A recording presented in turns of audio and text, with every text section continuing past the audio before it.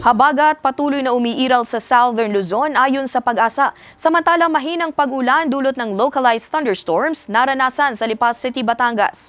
Narito ang report ni Paul Hernandez.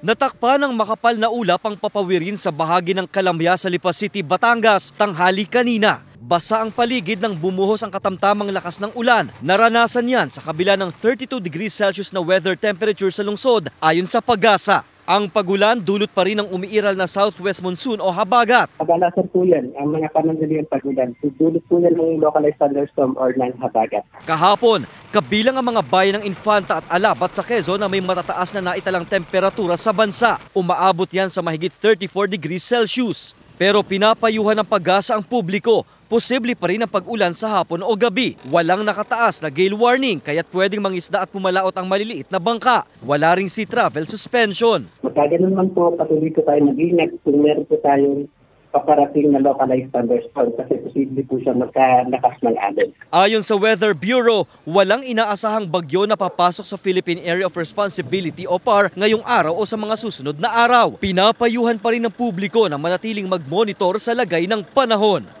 Kasama si Buhay Adante Jr., Paul Hernandez, Balitang Southern Tagalog.